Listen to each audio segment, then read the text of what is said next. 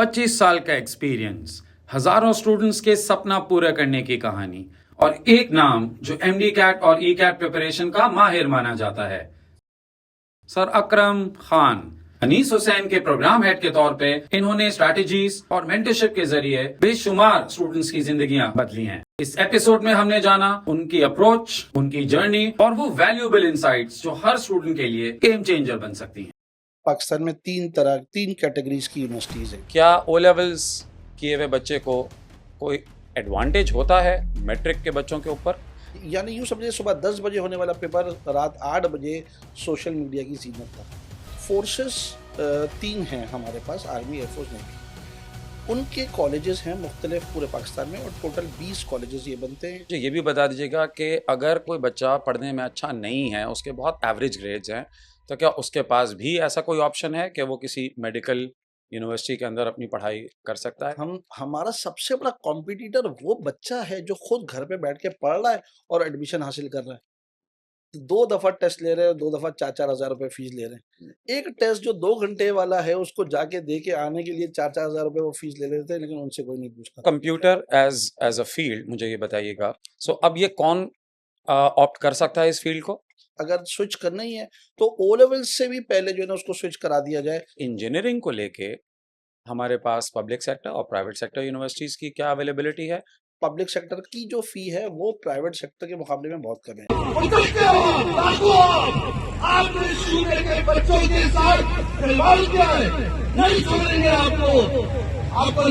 National medical and dental college aptitude test, इस पर हम देख रहे हैं कि बहुत ज्यादा एहतजाज हुए पूरे पाकिस्तान के अंदर। ये एनआईडी यूनिवर्सिटी वो भी कंप्यूटर बेस्ड टेस्ट ले रही है। आपने कभी सुना कोई इंजीनियर रोड पे खड़ा हुआ एहतजाज करते हुए नहीं खिलाफ? ये मेडिकल का बच्चा क्यों कर रहा है? अस्सलाम वालेकुम, मैं हूं आपका होस्ट साकिब अलाउद्दीन और ये प्लेटफॉर्म है क्यूरियस कन्वर्सेशंस का। मेरे गेस्ट हैं आज मिस्टर अकरम। सर अकरम, अस्सलाम वालेकुम।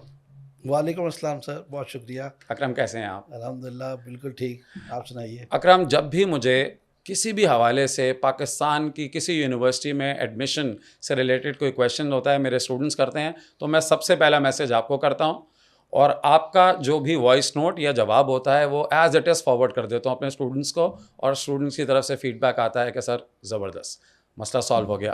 तो आज हम कोशिश करते हैं कि बहुत सारे बच्चों के जो क्वेश्चंस हैं, बहुत सारे पेरेंट्स को जो क्वेश्चन है और जेन्युइन कंसर्न है जिसकी इन्फॉर्मेशन शायद उन्हें ठीक से नहीं मिल पाती, शायद आपकी मौजूदगी की वजह से उनको ये इन्फॉर्मेशन मिल जाए। तो सबसे पहले तो Akram, who are you? People would want to know and why should they listen to you? Sir सबसे पहले बहुत शुक्रिया, आपने मौका दिया। दूसरी बात सर ये कि मेरा नाम अकरम ख़ान है और मैं एक इदारा है अनीस हुसैन के नाम से, जहाँ पर प्रोग्राम हेड हूँ एम कैट और ई कैट के हवाले से। ये दोनों प्रोग्राम्स वहाँ पर मैं ही मैनेज कर रहा हूँ और पिछले 25 साल से ये काम कर रहा हूँ। सर मुझे सुनने की वजह ये है कि पाकिस्तान में तीन कैटेगरीज़ की यूनिवर्सिटीज़ हैं। एक वो हैं जो बेहतरीन इंफॉर्मेशन पास ऑन कर रहे हैं स्टूडेंट्स को थ्रू देयर वेबसाइट्स। उनकी वेबसाइट पे हर इंफॉर्मेशन बच्चे को मिल सकती है।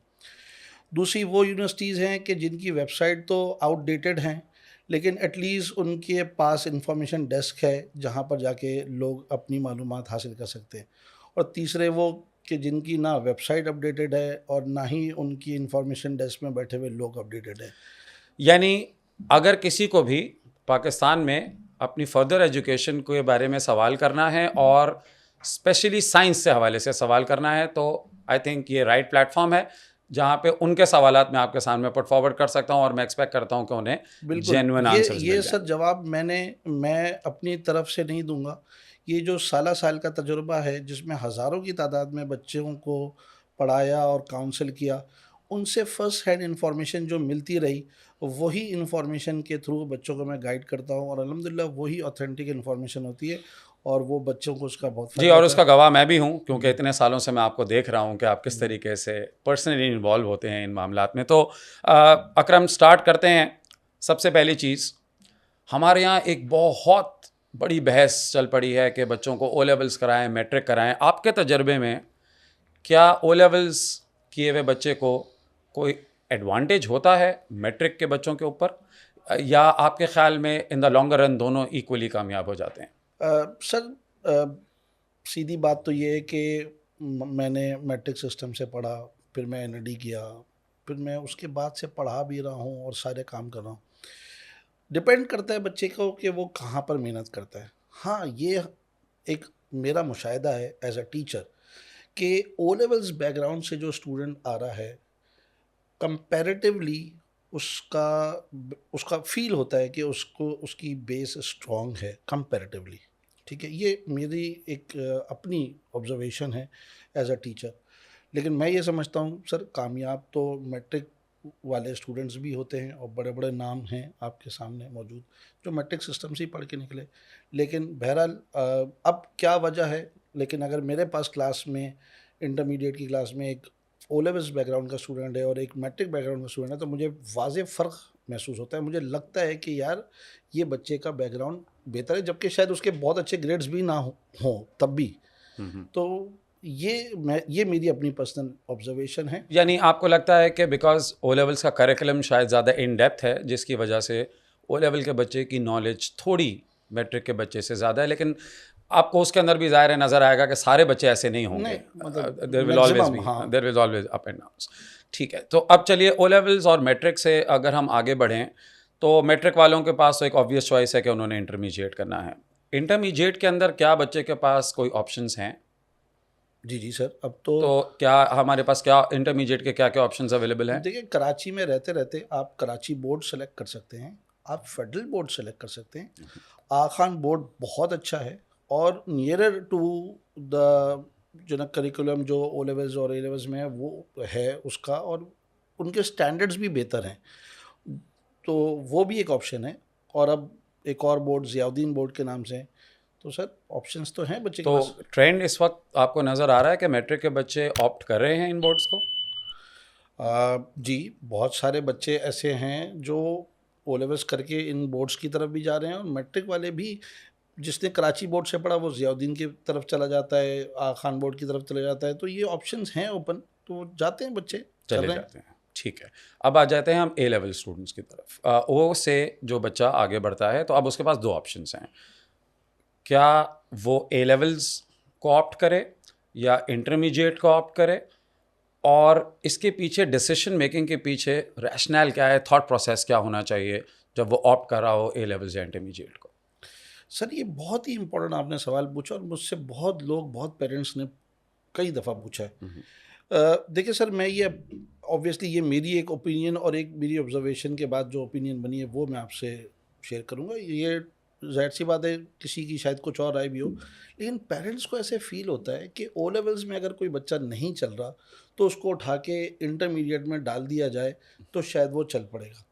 जबकि प्रैक्टिकली स्पीकिंग इंटरमीडिएट का जो तरीक़ेकार है, टेस्टिंग वे है, सिलेबस है, वो बहुत ज़्यादा है कंपैरेटिवली ए लेवल्स को अगर हम कंपेयर करें। सबसे बड़ा फ़र्क सर क्या है कि यहाँ तो बच्चा ए लेवल्स में 3 सब्जेक्ट देगा ना। अगर वो प्री इंजीनियरिंग का है तो फिज़िक्स, केमिस्ट्री, मैथ्स देगा, मेडिकल का तो फिज़िक्स, केमिस्ट्री, बायो देगा। वहाँ बच्चे इन 3 सब्जेक्ट्स के अलावा मज़ीद 3 सब्जेक्ट्स के पेपर देते हैं, उर्दू, इंग्लिश, इस्लामियत, पाकिस्तान स्टडीज़। एक साल में इस्लामियत, एक साल में पाकिस्तान स्टडीज़, तो डबल लोड। नंबर 2, इंटरमीडिएट का सर जो एक मिजाज है ना, वो बहुत डिफरेंट है। हमारे ओ लेवल्स बैकग्राउंड के स्टूडेंट्स ने जिस तरह से पढ़ाई की होती है और जिस तरह से पेपर दिए होते हैं ना, वो एक डिफरेंट अंदाज और वे है। जबकि जो मैट्रिक का जो इंटरमीडिएट का तरीक़ेकार है वो डिफरेंट है। आपने सुना होगा, अक्सर और बेशतर लोग कहते हैं भाई इंटर बोर्ड में तो कॉपियाँ तुलती हैं, यानी कि भाई वो बच्चा जो ना भाई एक छोटे से सवाल का जवाब छोटा नहीं देगा, उसको पता है कि जितना उसको फैलाऊंगा ना उतने मुझे उसके मार्क्स मिलेंगे। और ये बात सच है? बिल्कुल सच है सर। और उसमें जो ना उसकी राइटिंग भी काउंट हो रही है, उसकी प्रेजेंटेशन भी काउंट हो रही है, उसकी कट मार्कर से हेडिंग्स एंड सो ऑन सारी चीज़ें।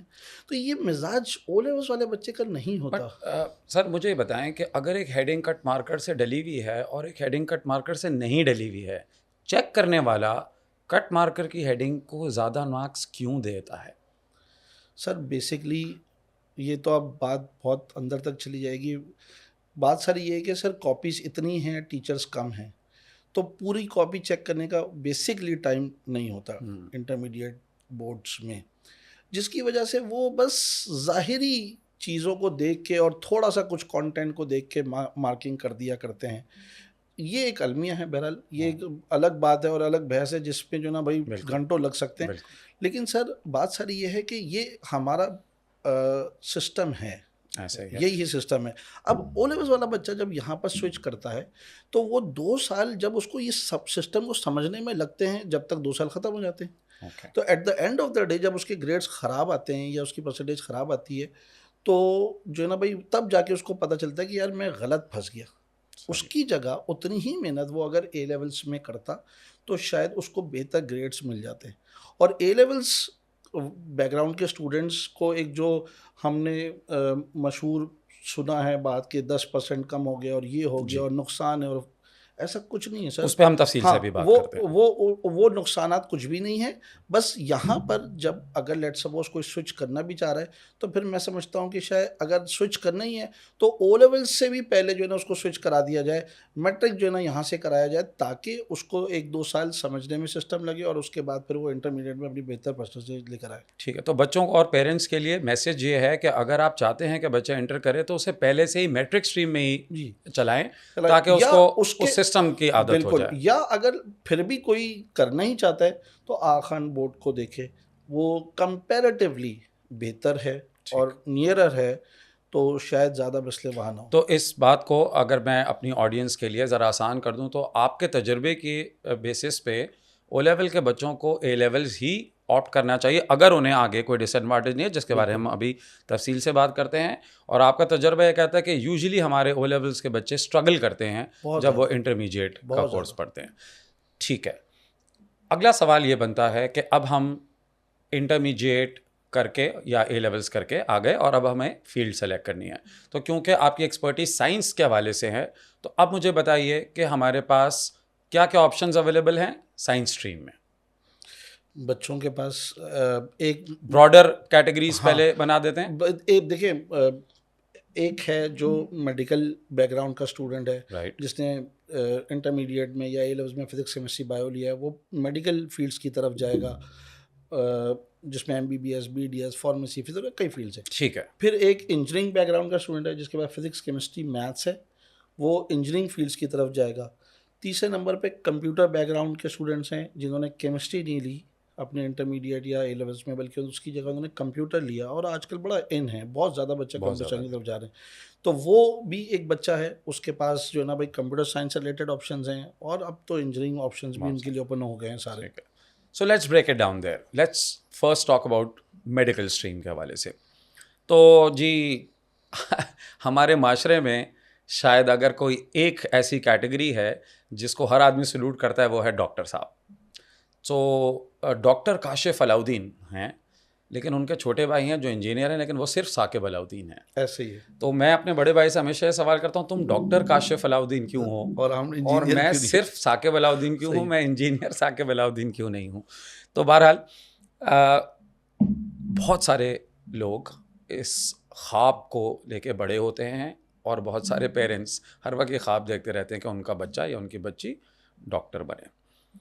तो सर अकरम, आप पहले हमें ये बताइए कि MBBS करना पाकिस्तान में कितना आसान काम है, कितना मुश्किल काम है, इसके लिए क्या कैपेबिलिटीज़ रिक्वायर्ड हैं, क्या ग्रेड रिक्वायर्ड हैं, कौन कौन से यूनिवर्सिटीज़ हैं हमारे यहाँ जो ये ऑफ़र करती हैं, कॉस्ट कितनी आएगी अगर वो यहाँ से करेंगे, और अगर वो यहाँ से नहीं करना चाहते, कहीं बाहर जाके करना चाहते हैं, तो उसके ऑप्शंस क्या हैं। उसके बारे में तफसील से बात तो नहीं करेंगे, लेकिन ऑप्शंस कम से कम हम बात करेंगे। तो MBBS के हवाले से हमें ज़रा गाइड कीजिए। सर, आपने अपनी बात में एक बात कही, मैं थोड़ा सा उसको आगे बढ़ाना चाहूँगा। पूरी दुनिया में सर ये जो डॉक्टर है, ये वो लोग हैं कि जो कोविड में पूरी दुनिया जब घर में थी, तो ये तब भी जो है ना भाई लोगों की खिदमत के लिए निकले। तो यूँ समझ लें कि ऊपर अल्लाह और नीचे मरीज़ के लिए यही मसीहा बनते हैं। लेकिन इत्तेफाक से सर पूरी दुनिया में तो इनके लिए बड़ी रिस्पेक्ट है और लोगों को अप्रिशिएट किया जाता है, बच्चों को अप्रिशिएट किया जाता है, इंसेंटिव्स दिए जाते हैं, सब्सिडाइज फीस दी जाती है। बहुत सारे मुल्कों में पढ़ने के पैसे दिए जा रहे हैं मेडिसिन, ताकि डॉक्टर्स बने और जो ना भाई ये Really? खिदमत इनकी ली जा सके। लेकिन इत्तेफाक से सर जैसे सिस्टम में बहुत सारे प्रॉब्लम्स है, उसमें हमारे पास जो ना इनके लिए जो प्रॉब्लम्स है ना वो ज़्यादा है बनस्बत रिस्पेक्ट के। और वो प्रॉब्लम्स में सर सिलेक्शन प्रॉब्लम सबसे ज़्यादा है। जो इनको सेलेक्ट करने का मरहला है वो इतना कुछ डिस्टर्ब हो गया डिस्टर्ब पिछले हो गया। सालों से। अच्छा, इसमें सर पहला क्वेश्चन मेरा ये है, जो कि बहुत सारे बच्चों ने और पेरेंट्स ने मुझसे पूछा है कि इंटर के बच्चों को अगर एमबीबीएस करना है, पहले हम उनके हवाले से बात कर लें, फिर हम ए लेवल्स के हवाले से बात कर रहे हैं। तो सिर्फ अगर इंटर का बच्चा करना चाहता है एमबीबीएस, तो उसके पास कौन कौन से ऑप्शंस अवेलेबल हैं? ग्रेड की रिक्वायरमेंट भी बता दीजिएगा मुझे कि किस ग्रेड पे आप क्या एक्सपेक्ट करते हैं कि कहाँ एडमिशन होगा। और मुझे ये भी बता दीजिएगा कि अगर कोई बच्चा पढ़ने में अच्छा नहीं है, उसके बहुत एवरेज ग्रेड्स हैं, तो क्या उसके पास भी ऐसा कोई ऑप्शन है कि वो किसी मेडिकल यूनिवर्सिटी के अंदर अपनी पढ़ाई कर सकता है? तो पहले ज़रा इंटर की स्ट्रीम के हवाले से बात कर लेते हैं। सर देखिए, बच्चों के पास अब आपके पिछले सवाल में कुछ बातें रह गई थी, उसको भी मैं जवाब देता हूँ और अभी इस सवाल के भी जवाब देता हूँ। जो हमारे पास ऑप्शंस है ना सर, वो दो तरह के हैं। एक को हम कहते हैं मेडिकल यूनिवर्सिटीज़ में पब्लिक सेक्टर, एक को हम कहते हैं प्राइवेट सेक्टर। प्राइवेट सेक्टर में नंबर 1 मेडिकल यूनिवर्सिटी है आगा खान यूनिवर्सिटी। इसको ये अब इन्होंने रैंकिंग रेटिंग बनाना ख़त्म कर दी। 2016 में आखिरी रैंकिंग पीएमडीसी की जो बनी थी उसके हिसाब से नंबर 1 मेडिकल यूनिवर्सिटी पाकिस्तान की आगा खान यूनिवर्सिटी थी। और उसकी जो रेटिंग थी उसके बाद बहुत दूर जो है ना भाई दूसरा कॉलेज था आर्मी मेडिकल कॉलेज जो रावलपिंडी में, तो बहुत बेस्ट जो है ना फैकल्टी और बेस्ट सहूलियात के साथ आगा खान यूनिवर्सिटी अपना प्रोग्राम ऑफ़र कर रही है। तो ये जो आगा खान यूनिवर्सिटी है सर, ये प्राइवेट है और इसको एक रेड फॉर्म दिया है पीएमडीसी ने, जो ये कहता है कि प्राइवेट सेक्टर को जो रूल्स फॉलो करने हैं ना, आगा खान यूनिवर्सिटी उससे मुस्तस्ना है। वो अपने रूल्स खुद बना सकती है और वो अपनी सिलेक्शन क्राइटेरिया खुद डिफाइन कर सकती है। मिसाल के तौर पे पीएमडीसी कहती है इंटरमीडिएट में 60% बच्चे की कंपलसरी है एलिजिबिलिटी के लिए। Right. अगर 60 से एक नंबर भी कम है तो वो एलिजिबल नहीं है। लेकिन आगा खान यूनिवर्सिटी कहती है 70%। ये उनका अपना सेट करदा एलिजिबिलिटी क्राइटेरिया है। ए लेवल्स बैकग्राउंड का स्टूडेंट है तो स्ट्रेट 20, अगर 20 से कम कोई ग्रेड आ गया, ये सिर्फ एलिजिबिलिटी Eligibility. अप्लाई करने का क्राइटेरिया है। तो आगा खान यूनिवर्सिटी ने अपने कुछ तरीक़ेकार बनाए हैं, उनका अपना टेस्ट होता है, उस टेस्ट के बाद जो ना इंटरव्यू होता है और थर्ड स्टेप में बच्चे की एकेडमिक सबमिट होती हैं जिसमें वो देखते हैं कि ये सारी एलिजिबिलिटी पूरी हो रही है और फोर्थ स्टेप में जो सेंट्रलाइज टेस्ट है उसका स्कोर भी सबमिट कराना होता है, वो भी पास करना ज़रूरत है। 4 स्टेप्स में वो एडमिशन देते हैं। उनका फ़ीस स्ट्रक्चर सबसे ज़्यादा है। जो लास्ट ईयर का फ़ीस स्ट्रक्चर था वो तकरीबन 35 लाख पर एनम और अब ये इस साल 40 लाख तक चला जाएगा, 4 मिलियन पर एनम। तो ये सालाना फ़ीस है जो कि सबसे ज़्यादा है पूरे पाकिस्तान में, किसी पर 100 सीट्स वो ऑफ़र कर रहे हैं। तो ये एक ऑप्शन है। ऑप्शन नंबर 2 है वो कॉलेजेस जो फोर्सेस चला रही हैं। फोर्सेस 3 हैं हमारे पास, आर्मी, एयरफोर्स, नेवी। उनके कॉलेजेस हैं मुख्तलिफ पूरे पाकिस्तान में और टोटल 20 कॉलेजेस ये बनते हैं। उनमें से 14 एमबीबीएस के हैं और 6 बीडीएस कॉलेजेस हैं। ये 20 कॉलेजेस पूरे पाकिस्तान में जो मौजूद हैं सर, उनको जो लीड कर रही है यूनिवर्सिटी उसका नाम है nums, national university of medical sciences. ये रावलपिंडी इस्लामाबाद में है। इस यूनिवर्सिटी के थ्रू ही ये एडमिशन होता है। तो दूसरा एक टेस्ट आगा खान यूनिवर्सिटी का हो गया साल में, दूसरा टेस्ट होता है नम्स का। बच्चा उस टेस्ट को दे के फोर्सेस के थ्रू जो यूनिवर्सिटीज़ हैं वो उसमें जा सकता है। ये सारी यूनिवर्सिटीज़ एक को छोड़ के प्राइवेट सेक्टर कहलाती हैं। एक ऐसी इनके अंडर में कॉलेज है आर्मी मेडिकल कॉलेज जो कि रावलपिंडी में, उसको ये पब्लिक सेक्टर कहते हैं। उसकी फ़ीस सब्सिडाइज है और वो 10 लाख रुपए सालाना है। मैं ये जो फ़ी बता रहा हूँ ये लास्ट ईयर की बता रहा हूँ, ठीक है, जो अपडेटेड है वो अभी तक आई नहीं है, तो लास्ट ईयर की बता रहा हूँ। और जो बाकी इनके प्राइवेट हैं यानी कि 19 जो एक इसका डेंटिस्ट्री के लिए भी कॉलेज है, आर्मी डेंटल कॉलेज कहलाता है, वो भी 10 लाख रुपए सालाना फ़ी है। और बाकी 18 कॉलेजेस की फ़ीस तकरीबन 20 लाख से ऊपर है, वो सब प्राइवेट है।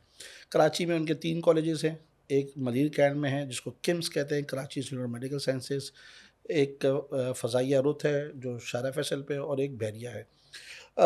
एक बच्चा कराची का हो या पूरे पाकिस्तान में कहीं का भी हो, वो पूरे इनके 20 के 20 कॉलेजेस पे अप्लाई कर सकता है। ये कोई डोमिसाइल डिपेंडेंट या जो ना भाई शहरियत की बुनियाद पर आपको एडमिशन नहीं देते, आपको आपके एग्रीगेट की बुनियाद पर देते हैं। तो अगर कोई पंजाब का बच्चा है या केपीके का है, वो भी कराची की किसी भी आर्मी के नम्स के, हाँ, के ये जो मुख्तलिफ, जैसा कराची का जो किम्स है सर, वो आर्मी चला रही है, फ़ज़ाइया रोड एयरफोर्स चला रही है, बहरिया नेवी चला रही है, तो मुख्तलिफ फोर्सेस मुख्तलिफ कॉलेजेस रन करिए और वो ये नम्स के अंडर में आते हैं, एरिया स्पेसिफिक नहीं है। नहीं है। ठीक।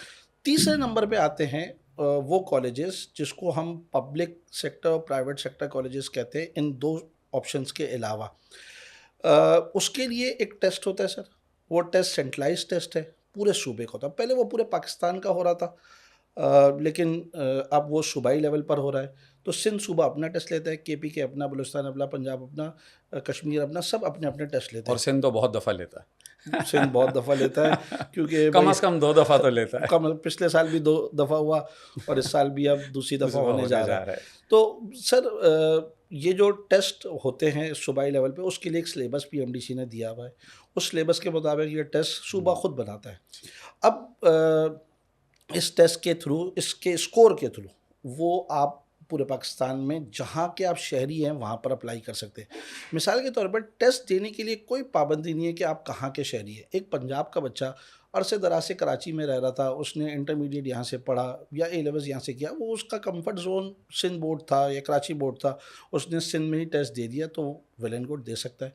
उस स्कोर की बुनियाद पर वो जाके वहाँ एडमिशन लेगा जहाँ का वो शहरी है, यानी कि वो पंजाब का शहरी था तो वो जाके पंजाब में एडमिशन लेगा, उसको सिंध में एडमिशन गवर्नमेंट सेक्टर में नहीं मिलेगा, नहीं मिलेगा। प्राइवेट सेक्टर में पूरे पाकिस्तान में जो है एडमिशन कहीं पर भी मिल सकता है, लेकिन पब्लिक सेक्टर में एडमिशन वहीं मिलेगा जहाँ का वो शहरी है। तो आप ये कह रहे हैं कि अगर कोई स्टूडेंट कराची का है, वो पंजाब की पब्लिक सेक्टर की यूनिवर्सिटी में एडमिशन नहीं ले सकता? नहीं ले सकता।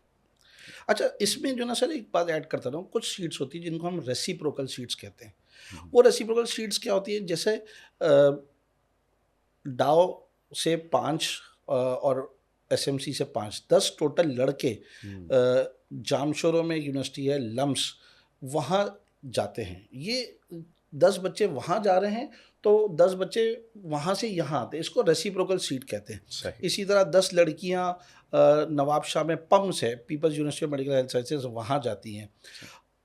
कुछ सालों पहले, 2 साल पहले 2 सीट ऐसी थी जो फातिमा जिन्ना मेडिकल कॉलेज जो लाहौर में है उसकी थी, कराची के स्टूडेंट्स की, और ये सूबाई यानी कि ताल्लुकात को बढ़ाने के लिए होती थी, लेकिन बहरहाल वो पंजाब ने ख़त्म कर दी। तो अब ना कोई बच्चा पंजाब का यहाँ के पढ़ता है या पढ़ सकता है, ना यहाँ से कोई बच्चा वहाँ जाके पढ़ सकता है। बहरहाल तो किंग एडवर्ड में कराची का बच्चा नहीं किंग पढ़ एडवर्ड में सकता? तो कभी था ही नहीं और Possible अभी नहीं है भी नहीं। है भी नहीं पॉसिबल। जी। ठीक है, लेकिन आप कह रहे हैं प्राइवेट सेक्टर यूनिवर्सिटीज़ प्राइवेट में जा सकते हैं। लेकिन सर मैं आपको एक बात बता दूं कि जो कराची का, चूँकि कराची में कंपैरेटिवली ज़्यादा मेडिकल कॉलेजेस हैं, कराची में 4 मेडिकल कॉलेजेस हैं जो गवर्नमेंट सेक्टर में आते हैं, DMC, SMC, KMDC और लियारी, और इनके 5 डेंटल कॉलेजेस हैं। तो कराची की जो नंबर ऑफ़ सीट्स है वो पूरे पाकिस्तान में किसी भी जगह की मेडिकल सीट से ज़्यादा हैं।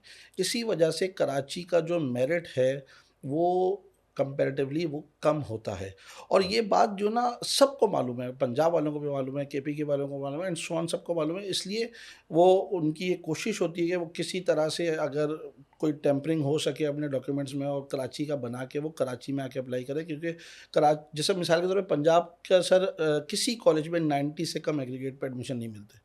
इसकी 2 वजूहत है बेसिकली। एक वजह ये कि उनकी इंटर की परसेंटेजेस ही बहुत ज़्यादा होती हैं, 97, 98 पे वो टॉप कर रहे होते हैं, यहाँ पर 91 या 90 मैक्सिमम होती है। और हमारे A-levels के जो स्टूडेंट्स थे उनका A* 90 था सर। इस पे भी मैंने फ़ाइट की कि एक A-levels वाला बच्चा सबसे बेस्ट स्कोर अपना जो ला सकता है वो 90 ला सकता है, इससे ऊपर नहीं ला सकता। और अल्हम्दुलिल्लाह इस फाइट को IBCC ने कंसिडर किया और ग्रेड्स को, किसी ग्रेड को 95, किसी ग्रेड को 94 किया।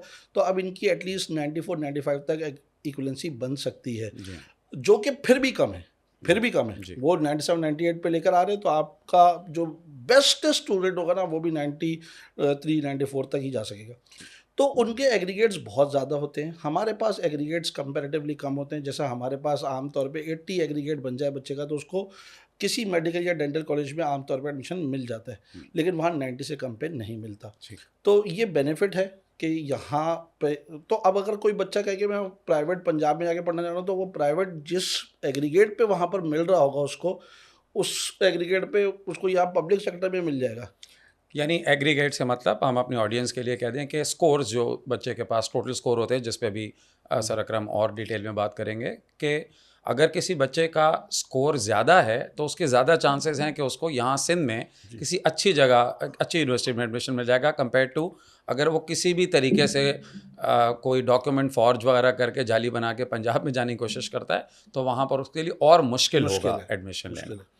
ठीक है। सो ये तो आपने यूनिवर्सिटीज़ का ब्रेकडाउन हमें बता दिया कि मेडिकल के क्या क्या ऑप्शंस हैं। अच्छा, अब ज़रा बताइए कि इंटरमीडिएट जो बच्चों मेडिकल स्ट्रीम में जाते हैं, तो क्या हर परसेंटेज के लिए कोई ना कोई जगह मौजूद है आपके एक्सपीरियंस के हिसाब से, कि अगर किसी बच्चे की परसेंटेज एज लो एज 65 है इंटरमीडिएट में, वो भी किसी ना किसी मेडिकल कॉलेज में मैनेज कर लेता है जाना? अच्छा सर, बिल्कुल मैं इसका जवाब देता हूँ। एग्रीगेट जो है ना, वो 3 चीज़ों से मिलके बनता है।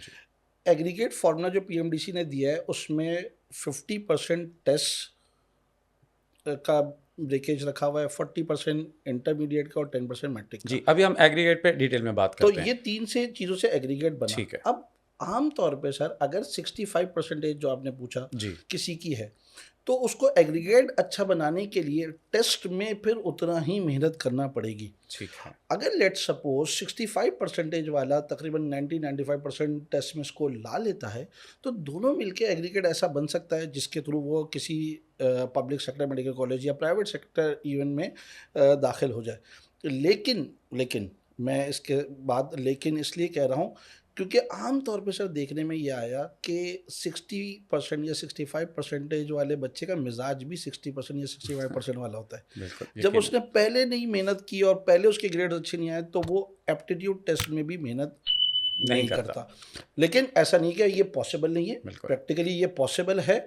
पीछे खड़े होने वाला भी रेस जीत सकता है, लेकिन जाहिर सी बात है उसको डबल मेहनत करनी पड़ेगी आगे वाले से, तब वो रेस जीत सकता तो आप ये कह रहे हैं कि एग्रीगेट स्कोर अगर 65% होता है तो ऐसे बच्चे को मेडिकल एमबीबीएस के ख्वाब देखना है। छोड़ नहीं, देने चाहिए। एग्रीगेट तो सर 80 से कम पब्लिक सेक्टर में So, नहीं जाता, 80 से कम एग्रीगेट। आम तौर पे नहीं जाता।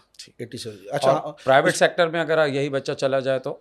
मैं 80 से जो बात कर रहा हूँ ना सर, इसमें 2 कैटेगरीज हैं, एक ओपन मेरिट, एक सेल्फ फाइनेंस, ये मिला के बात कर रहा हूँ। सेल्फ फाइनेंस भी प्रेफरेबल है पब्लिक सेक्टर का, क्योंकि उसकी जो फ़ी है वो प्राइवेट सेक्टर के मुकाबले में बहुत कम है। जैसे लेट सपोज डाउ की हम बात करें, तो डाउ का लास्ट ईयर का सेल्फ फाइनेंस 4,40,000 रुपये था पर एनम, ठीक। जबकि प्राइवेट सेक्टर सबसे लीज भी जो था वो 15 लाख रुपए पर एनम था। तो लोगों की जो है ना भाई प्रेफरेंस जो है ना भाई पब्लिक सेक्टर का सेल्फ फाइनेंस होती है, क्योंकि वो फिर भी बहुत कम होता है। तो पब्लिक सेक्टर के ओपन मेरिट सेल्फ फाइनेंस की एमबीबीएस बीडीएस सारी सीट्स जो है ना सर 80 से कम नहीं जाती। और जब प्राइवेट सेक्टर की बात है तो यूँ समझ लें कि 75 एग्रीगेट तक एमबीबीएस और 70% तक बीडीएस आम तौर पे एग्रीगेट पे ये क्लोजिंग हो जाती है। तो एग्रीगेट मार्क्स 70% तो आपके हिसाब से कम होने ही चाहिए अगर एमबीबीएस करना चाहते हैं आप। ठीक है। अब आ जाइए, जो ये बहस है कि ए लेवल्स वालों को एक डिसएडवांटेज होता है, तो क्या एमबीबीएस की हद तक आप ये समझते हैं कि ए लेवल्स वालों को कोई डिसएडवांटेज है? नहीं सर, ये बिल्कुल गलत कॉन्सेप्ट है और ये बिल्कुल गलत उड़ाई हुई बात है। कोई डिसएडवांटेज नहीं है, इनफैक्ट एडवांटेज है। मैं ये बात इसलिए दावे से कह रहा हूँ क्योंकि एक तो मैंने आपको बताया कि ए लेवल्स में उसको 3 सब्जेक्ट पढ़ना है, उसको वहाँ पर 6 सब्जेक्ट पढ़ना है, तो जो उसका वर्कलोड है इंटरमीडिएट वाले बच्चे के मुकाबले में वो कम है। दूसरा सर बड़ा इंपॉर्टेंट जो एक लोगों के जहन में होती है, इक्वलेंसी बनती है, आईबीसीसी बनाती है, मार्क्स कम कर देती है एंड सो ऑन। सर मैं इक्वलेंसी बनाने का आपको बेसिक फार्मूला बताता हूँ। ए लेवल्स वाले जो बच्चे हैं उनकी इक्वलेंसी बनाने के लिए जो 8 सब्जेक्ट्स ओ लेवल्स के थे वो लिए जाते हैं और उसमें 3 सब्जेक्ट ए लेवल्स के जोड़े जाते हैं। 8 सब्जेक्ट ओ लेवल्स के हैं, फिजिक्स, केमिस्ट्री, मैथ्स, बायो या computer, Urdu, English, Islamiyat, Pakistan studies. और ए लेवल्स के 3 सब्जेक्ट फिजिक्स, केमिस्ट्री, बायो या फिजिक्स, केमिस्ट्री, मैथ्स जो ना भाई इसमें जोड़ के प्री मेडिकल या प्री इंजीनियरिंग इक्वलेंसी बनती है। अब यूँ समझिए ना कि इंटरमीडिएट के बच्चे को तो इंटरमीडिएट की परसेंटेज मिल रही है, ए लेवल्स वाले बच्चे की परसेंटेज जो 3 सब्जेक्ट की थी वो उसकी इक्वलेंसी नहीं है, बल्कि उसको 8 सब्जेक्ट्स ओ लेवल से जोड़े जा रहे हैं। अगर इंटरमीडिएट के बच्चे की परसेंटेज में 70 से 80% जो है ना भाई मैट्रिक का जोड़ दिया जाएगा, तो आपको नहीं लगता कि वो कहाँ से कहाँ पहुँच बिल्कुल, जाएगा? बहुत ऊपर चला जाएगा। तो भाई यहाँ तो ए लेवल्स वाले बच्चों को इक्वलेंसी को लेके बहुत बेनिफिट है, बहुत फ़ायदा है। और मेडिकल कॉलेजेस में कहीं पर भी कोई डिस्ट्रीब्यूटेड सीट्स नहीं है सर। ये जो है ना मेरिट बेस्ड सीट्स होती हैं। हर बच्चा किसी भी बैकग्राउंड का हो, चाहे वो ए लेवल्स का हो, चाहे कराची बोर्ड का हो, चाहे फेडरल बोर्ड, चाहे खान बोर्ड, चाहे ज़ियाउद्दीन बोर्ड, वो अप्लाई कर सकता है और इसी एग्रीगेट फॉर्मूले की बुनियाद पर उसका एग्रीगेट बनेगा और उससे उसको एडमिशन मिलेगा। तो किसी में कोई डिफरेंस नहीं है। ए लेवल्स वाले बच्चे का एग्रीगेट ज़्यादा बनेगा, उसको एडमिशन मिलेगा।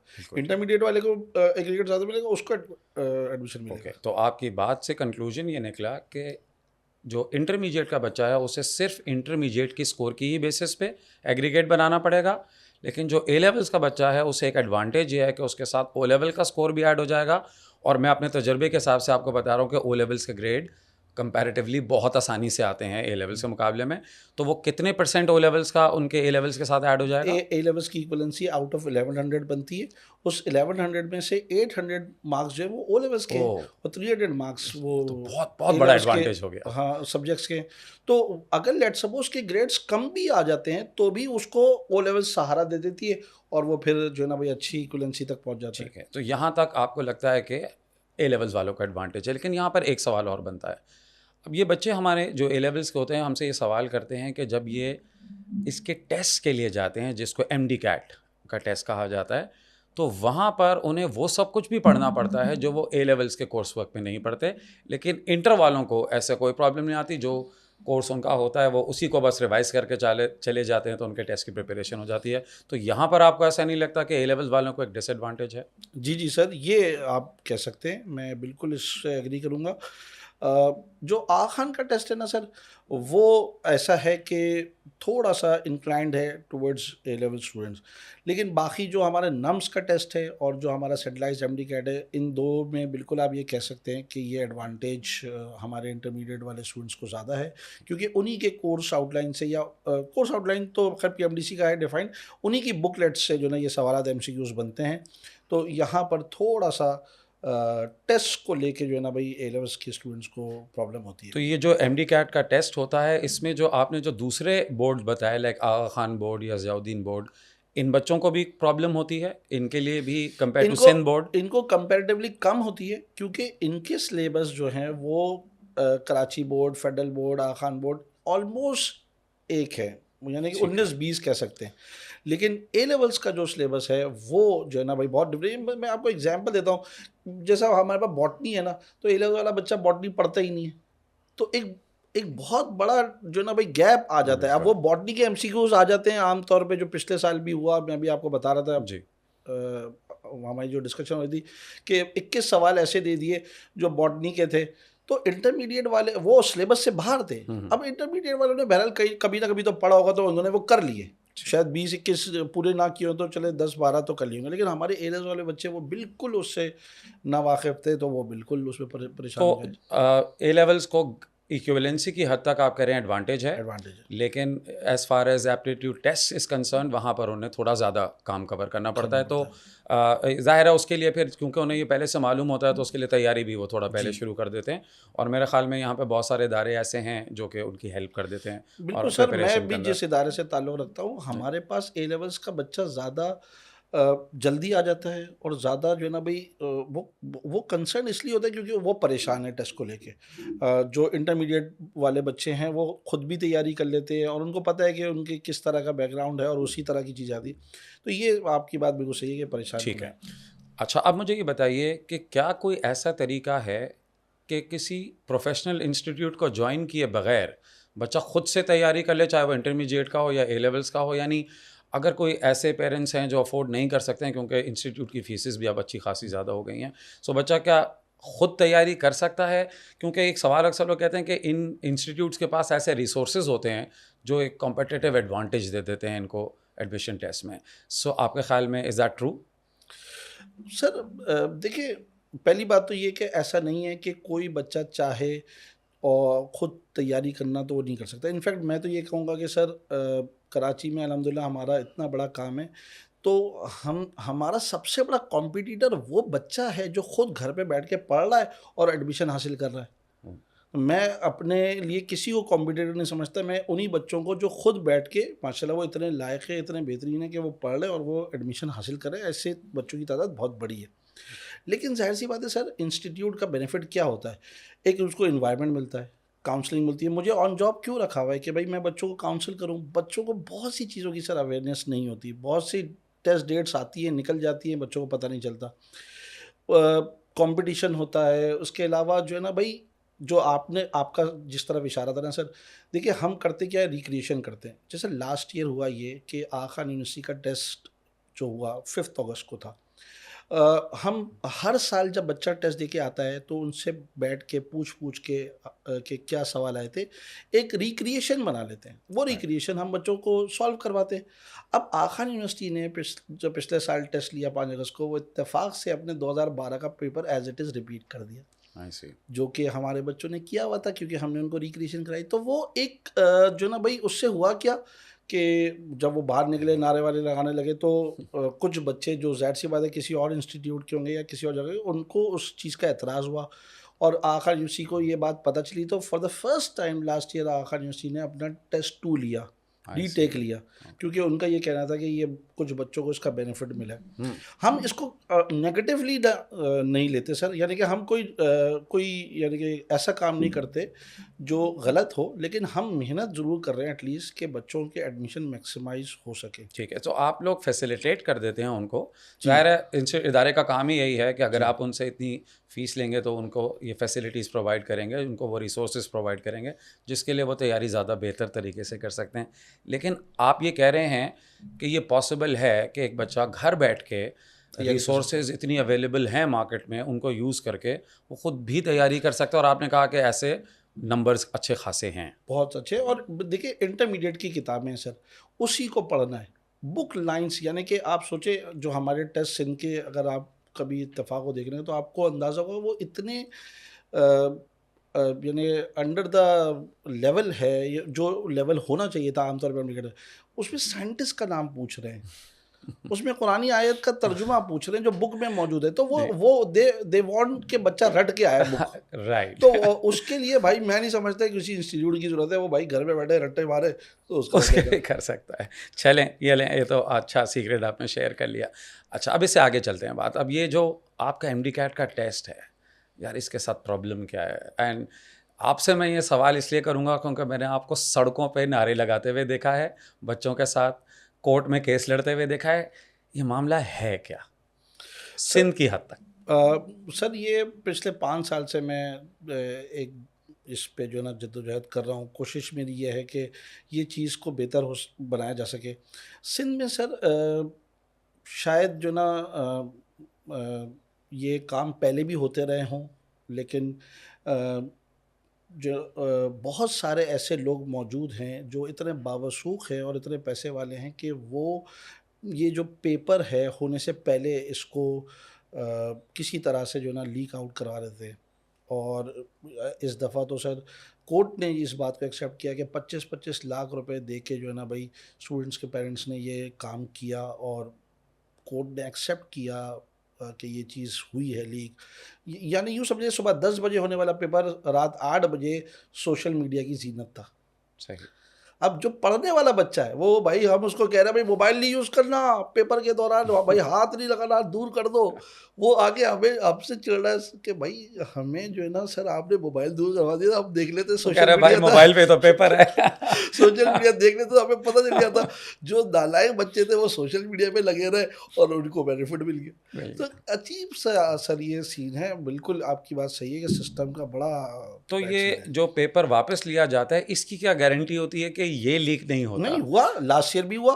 जो सेकंड पेपर हुआ वो डाव का था, वो लीक हुआ जब हम पहुँचे। अच्छा, पहला पेपर तो सर ऐसा लीक हुआ था कि एज इट इज़ पेपर की तस्वीरें जो है ना लीक हुई थी।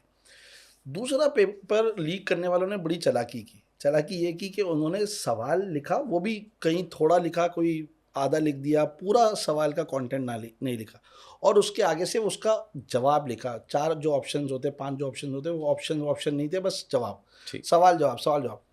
जब हम उस पेपर के लीक के बाद भी जब कोर्ट में पहुंचे तो हमारे मुअज़्ज़िज़ जज साहब ने दोनों पेपर्स को लेके देखा, डाओ वालों ने अपना पेपर जो ओरिजिनल था वो लाके दिया और हमने जो लीक पेपर था वो पेश किया उनके सामने जो सोशल मीडिया पे घूम रहा था। तो जज साहब ने लेके देखा और कहा कि भाई ये तो दोनों अलग अलग है। तो ये केस डिसमिस। नजरिया ज़रूरत के तहत दूसरा टेस्ट कबूल कर लिया गया, फॉर्म 47 कबूल हो गया। लेकिन वो जो क्या कहते हैं टेस्ट था ना सर, वो इस साल जब ये टेस्ट 1 में ये इशू हुआ, कोर्ट में केस पहुंचा, तो जो इस साल के जज साहब थे उन्होंने उस टेस्ट पे भी एक्शन लिया और वो रिजल्ट भी कैंसिल किया, क्योंकि लास्ट ईयर का रिजल्ट पीएमडीसी के रूल के मुताबिक 3 साल के लिए वैलिड था। उस स्कोर को यूज़ करके बच्चा 3 साल तक अप्लाई कर सकता था, लेकिन जज साहब ने उस स्कोर को नल वॉइड कर दिया और वो एक्सेप्टेबल नहीं है, क्योंकि ये जज साहब ने एक्सेप्ट किया कि वो पेपर भी लीक हुआ था। चलें, होपफुली कि हम इस मसले से कभी तो बाहर निकल पाएँ, लेकिन बहरहाल एक ये जेन्युइन कंसर्न तो होता है लोगों का। अच्छा सर, अब मेडिकल में एमबीबीएस और डेंटिस्ट्री, इसको छोड़ के और क्या पॉसिबल ऑप्शंस हैं? तो अगर कोई बच्चा इस यहाँ पे नहीं जा पाता, वो डेंटिस्ट्री में या एमबीबीएस में, और डेंटिस्ट्री के हवाले से भी थोड़ी सी बात कीजिएगा कि आपके वहाँ पे क्या क्या अवेलेबल ऑप्शंस हैं, और सेल्फ फाइनेंस के बारे में भी थोड़ी सी बता दीजिएगा कि सेल्फ फाइनेंस के लिए ए लेवल्स के लिए कोई लिमिटेड नंबर ऑफ़ सीट्स तो नहीं हैं, या इंटर और ए लेवल्स के उसके अंदर कोई डिस्टिंग्विश तो नहीं किया जाता, और इसके अलावा और हमारे पास क्या पॉसिबल ऑप्शन है मेडिकल फील्ड के अंदर? सर एमबीबीएस के बाद बीडीएस का ऑप्शन बेस्ट ऑप्शन है, और 5 डेंटल कॉलेजेस हैं जो कि पब्लिक सेक्टर में आ रहे हैं। उनमें 3 डाउ के अंडर में आते हैं। एक का नाम है डॉक्टर इस्लामाबाद, दूसरे का नाम है डाउ डेंटल कॉलेज, तीसरे का नाम है डाउ इंटरनेशनल डेंटल कॉलेज। फिर एक जेएसएमयू के अंडर में, उसका नाम Sindh institute of oral and health sciences है, और फिर एक केएमडीसी के अंडर में 5 डेंटल कॉलेज। ये पब्लिक सेक्टर है, इसके अलावा प्राइवेट सेक्टर भी है। ये जो पब्लिक सेक्टर सर कॉलेजेस हैं, इनमें जो फ़ी है बीडीएस की, वो एमबीबीएस के कंपैरिजन में थोड़ी ज़्यादा होती है। जैसे मिसाल के तौर पे एमबीबीएस की फ़ी डाउ की 32,000 रुपये सालाना, 32,000 सालाना। ये असल में चूँकि सब्सिडाइज फ़ी है, हुकूमत पैसा दे रही है ताकि बच्चे पढ़ें, तो ये बहुत कम होती है, 32,000 रुपये सालाना है। और बाकी चार्जेस जैसे library charge, computer charge, transportation charge मिला ले तो वो भी मिला जुला के कोई 1 लाख के करीब बनता है पर ईयर। वो 32,000 की जगह डॉक्टर इस्लामाबाद की जो फ़ी है वो 1.5 लाख रुपये सालाना है, ठीक। वो यानी कि एमबीबीएस कम पैसों में हो रहा है, बीडीएस ज़्यादा हो रहा है, और इसका सेल्फ फाइनेंस 4,40,000 था, उसका सेल्फ फाइनेंस तकरीबन 6 लाख रुपए के करीब था। सही। तो ये डिफरेंस है, और इसमें ए लेवल्स और इंटरमीडिएट का मैं आपको बता चुका हूँ, कोई जो फ़र्क नहीं है, वो कर सकते हैं। इनके अलावा जो प्रोग्राम्स है सर, देखिए हर बच्चा एमबीबीएस बीडीएस में नहीं जा सकता। कराची में 1203 सीटें हैं MBBS BDS open merit self finance government sector में, और यूँ समझ लें कि तकरीबन 1000 के करीब प्राइवेट सेक्टर में सीट्स हैं। तो अगर 2200 बच्चों को हटा दिया जाए तो बाकी बच्चे मेडिकल के क्या करेंगे? तो बहुत सारे ऑप्शन है सर, मेडिकल ऑप्शंस भी हैं, और फील्ड स्विच करना भी एक ऑप्शन है। मेडिकल ऑप्शन में सर फार्मेसी बहुत अच्छी फील्ड है, फिजियोथेरेपी बहुत अच्छी फील्ड है। एचईसी ने 4 बैकग्राउंड को के साथ जो ना भाई डॉक्टर लगाने की इजाज़त दी है। एमबीबीएस के साथ, बीडीएस के साथ जो फार्मासिस्ट हैं और जो फिजियोथेरेपिस्ट हैं, ये 4 लोगों के साथ डॉक्टर लगाने की इजाज़त दी थी। ठीक है। इसके अलावा न्यूट्रिशन बड़ी अच्छी फील्ड आ गई है सर, बायोटेक्नोलॉजी बहुत अच्छी फील्ड है। बड़ी इमर्जिंग फील्ड्स हैं मेडिकल में भी, जो कि जिस तरफ बच्चा जा सकता है, और नहीं तो बच्चा अपनी फील्ड भी स्विच कर सकता है। अब तो कंप्यूटर साइंस का ऑप्शन बड़ा अच्छा ओपन हुआ है, जो मेडिकल वाले बच्चों को दे दिया गया है, उस तरफ जा सकता है। ठीक है। सो अगर आपको अपने नाम के साथ डॉक्टर लगाने का शौक़ है, तो सर अकरम ने आपको बताया कि आपके पास एमबीबीएस और डेंटिस्ट्री के अलावा भी ऑप्शंस हैं। सर अब आ जाते हैं हम इंजीनियरिंग की तरफ, और once again my same question, क्या इंटरमीडिएट और ए लेवल्स वालों में से क्या आपको लगता है कि कोई एडवांटेज है इंटरमीडिएट को as far as engineering is concern? और मेरा यहाँ पर क्वेश्चन आपसे ये है कि इंजीनियरिंग को लेके हमारे पास पब्लिक सेक्टर और प्राइवेट सेक्टर यूनिवर्सिटीज़ की क्या अवेलेबिलिटी है, और वंस अगेन उनकी जो है वो कॉस्ट कितनी आती है? क्योंकि आई थिंक मुझे ऐसा लगता है कि शायद ज़्यादा इंजीनियरिंग के बच्चे होते हैं कंपैरेटिवली। मेडिकल तो एक बड़ा, एक मुझे ऐसा लगता है कि ख़ास एक सोच वाले होते हैं जो डेडिकेटेड मेडिकल प्रोफेशन में जाना चाहते हैं, लेकिन काफ़ी सारी एक बहुत ब्रॉड कैटेगरी है जो इंजीनियरिंग में जाना चाहते हैं। तो इंजीनियरिंग के हवाले से सर इंजीनियरिंग में भी ऐसा ही है, दो तरह की यूनिवर्सिटीज़ है, पब्लिक सेक्टर और प्राइवेट सेक्टर। अब जैसे मिसाल के तौर पे कराची की बात करें तो कराची में जो पब्लिक सेक्टर में नाम आता है, सबसे बड़ा नाम एनएडी यूनिवर्सिटी का है। यहाँ पर आके थोड़ा सा जो ना ए लेवल्स वाले बच्चे को एक डीमेरिट है। जी मैंने जैसे आपको कहा था मेडिकल में कोई फ़र्क नहीं है, बैकग्राउंड बच्चे का कुछ भी हो वो जो है ना जा सकता है। यहाँ पर सर प्रॉब्लम ये है कि यहाँ पर डिस्ट्रीब्यूटेड सीट्स है। यहाँ पर जैसा इंटरमीडिएट लेवल के स्टूडेंट्स की 1415 सीट्स हैं जी ओपन मेरिट की एनएडी में, तो 120 सीट हैं ए लेवल्स की। तो बहुत बड़ा फर्क 10% से भी कम सीट्स हैं ए लेवल्स की ये बच्चों की। तो वो जो सीट्स की कमी है सर, उसकी वजह से बेसिकली इंजीनियरिंग, वो भी पब्लिक सेक्टर से कोई बच्चा करना चाह रहा है तो वहाँ पर उसको ए लेवल्स बैकग्राउंड वाले बच्चे को प्रॉब्लम होगा। इसी तरह आगा खान बैकग्राउंड वाले को भी, इसी तरह ज़ियाउद्दीन बैकग्राउंड वाले को, क्योंकि सबसे ज़्यादा सीट्स कराची बोर्ड वाले के लिए। और सबकी कराची सीट्स- में जो रेप्यूटेबल पब्लिक सेक्टर यूनिवर्सिटी है इंजीनियरिंग की, वो एनईडी के अलावा और कौन सी है? बस सर दो ही है, एनएडी है और दूसरे नंबर पे दाऊद। और दाऊद के मामलात हाँ तो वो- ऐसे हैं कि शायद वो बस पढ़ने वाला बच्चा तो पहले वहाँ नहीं जो ना जाना भाई वो चाहता। एक दौर था जिसमें एनएडी से एफिलिएशन थी, फिर मेहरान से एफिलिएशन हो गई, तो कुछ वो बेहतर अब अपना सिस्टम कर रहे हैं, वो यूनिवर्सिटी स्टेटस उनको अब मिल चुका है। तो बहरहाल कुछ बेहतरी आ रही है वक्त के साथ साथ, लेकिन बहरहाल टाइम लगेगा कि चीज़ें और बेहतर हो।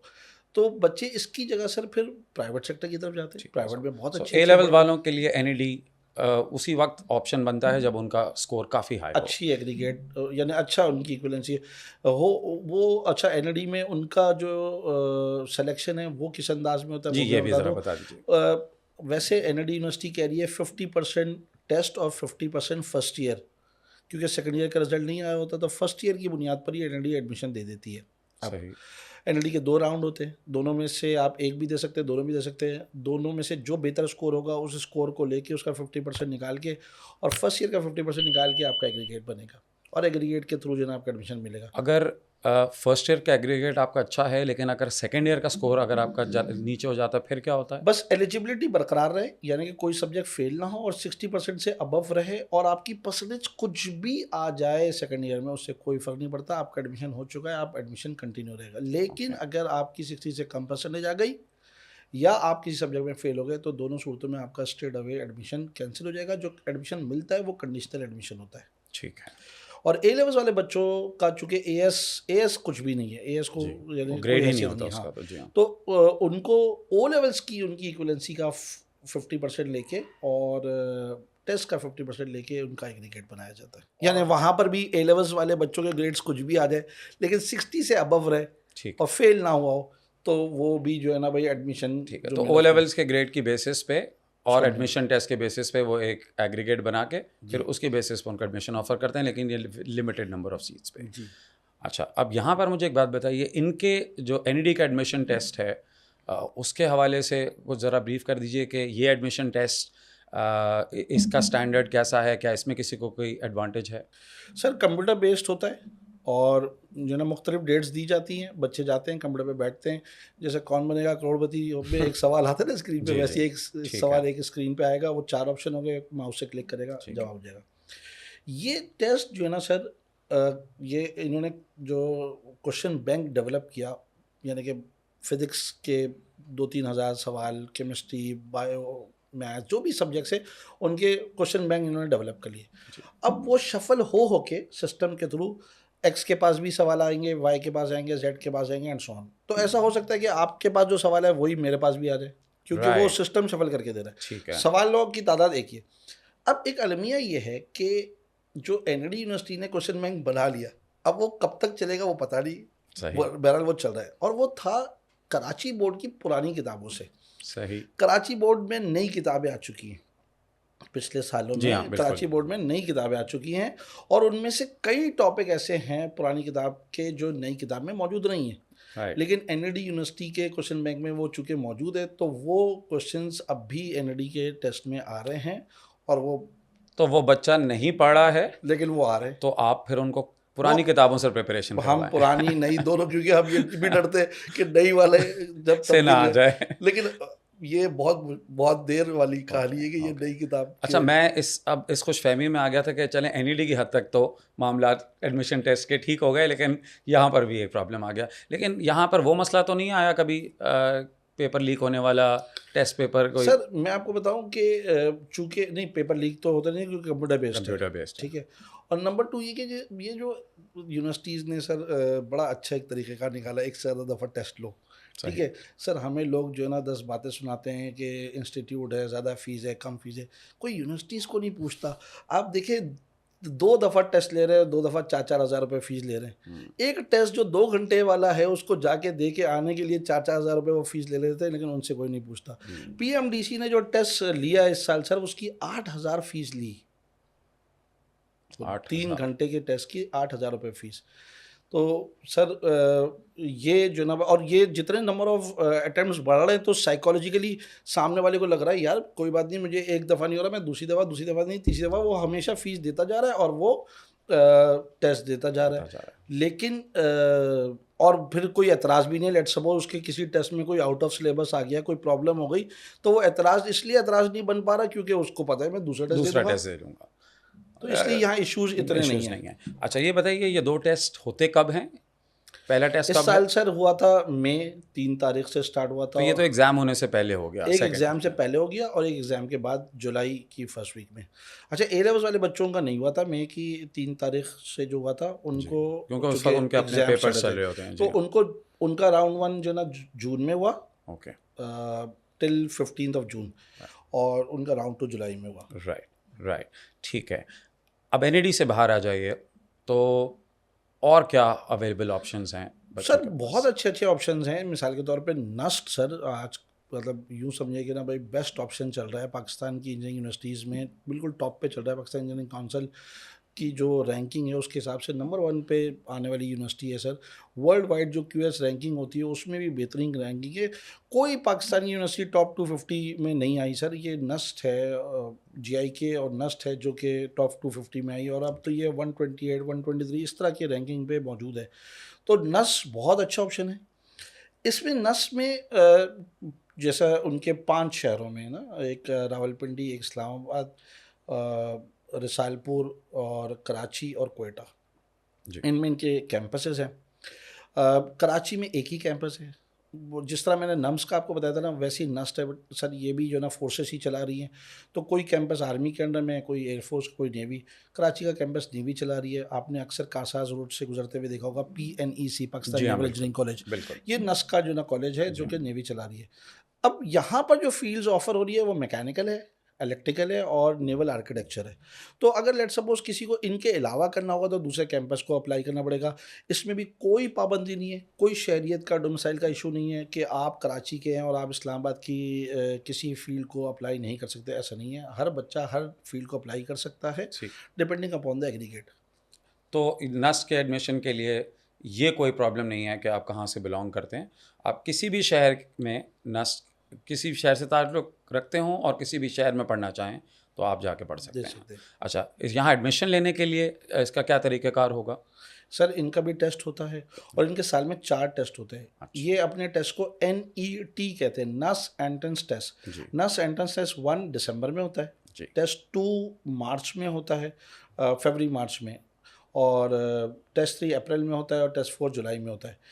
2 जो टेस्ट हैं वो सिर्फ कंप्यूटर बेस्ड होते हैं, इस्लामाबाद में होते हैं। NET 1 और NET 3 जो है वो सिर्फ और सिर्फ इस्लामाबाद में होते हैं और वो कंप्यूटर बेस्ड होते हैं। जबकि NET 2 जो है, जो मार्च वाला है, वो कराची में, और NET 4 वो कराची में होता है।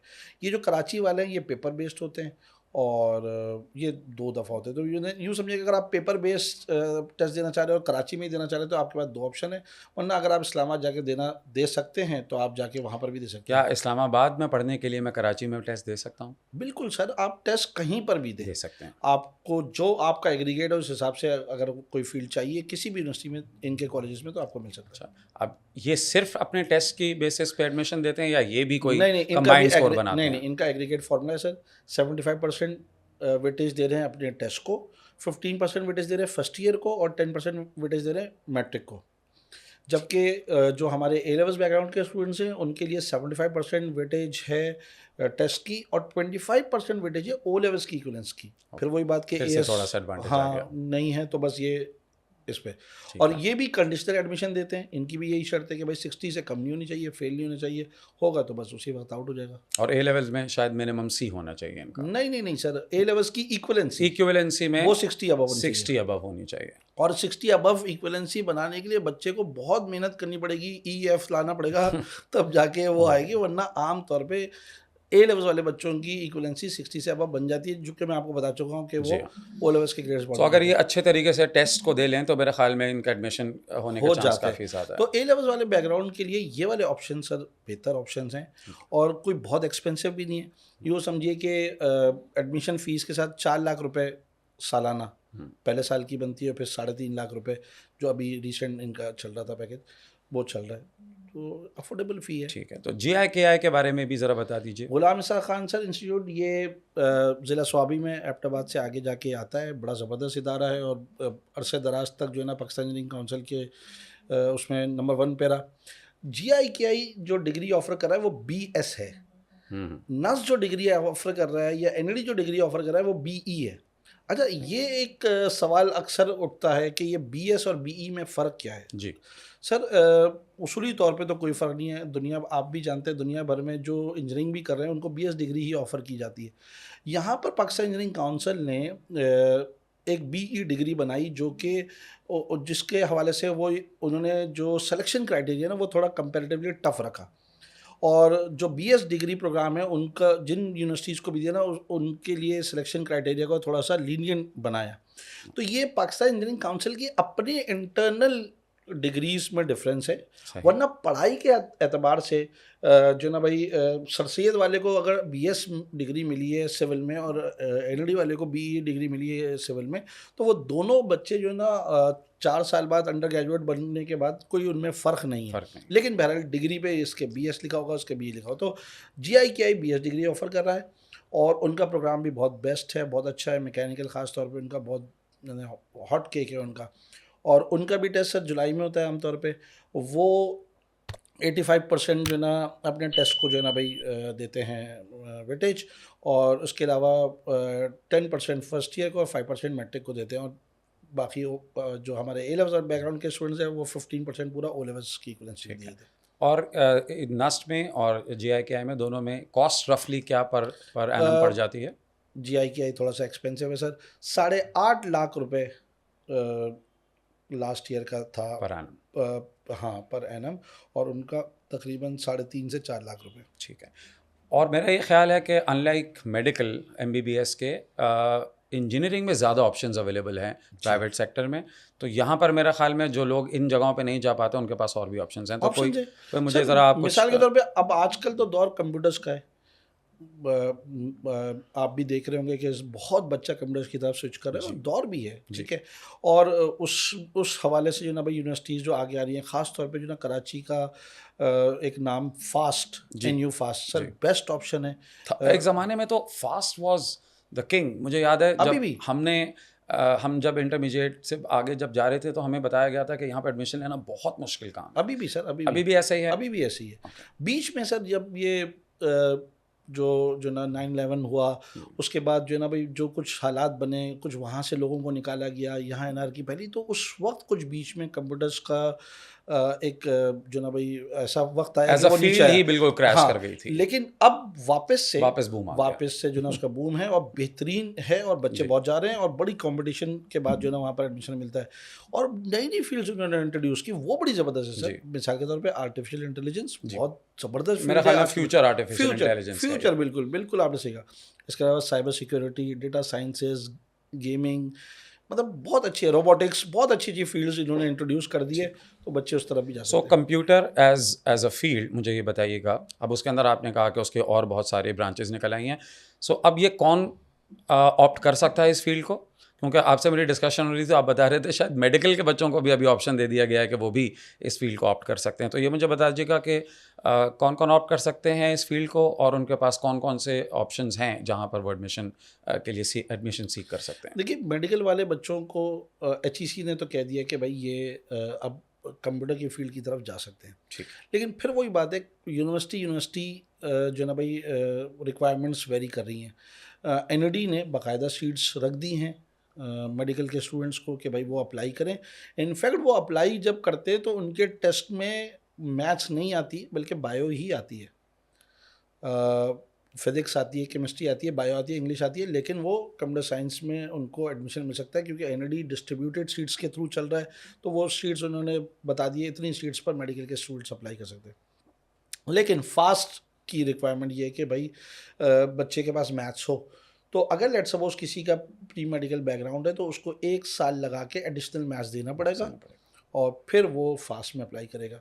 लेकिन सर सैयद है, एनईडी है, दाऊद है, इनमें या बाकी बहरिया है, डीएचएस, आईबीए भी ऑफर कर रहा है कंप्यूटर आईबीए भी कंप्यूटर साइंस ऑफर कर रहा है। उनकी भी रिक्वायरमेंट मैथ्स थी लेकिन इस साल से वो भी हट गई है, तो वहाँ पर भी मेडिकल का स्टूडेंट जो है अप्लाई कर सकता है। ठीक है। प्रोग्रामिंग जैसी फील्ड में आप जाना चाहिए, बिकॉज आर्टिफिशियल इंटेलिजेंस के बाद प्रोग्रामिंग का कोई स्कोप रहेगा? सर हर चीज़ का ही स्कोप है, हर चीज़ में काम हो रहा है और बेतहाशा हो रहा है। और हाँ ये है कि आर्टिफिशियल इंटेलिजेंस तो फ्यूचर है, यूँ समझिए कि ना भाई आगे जो ना भाई यही काम होना है।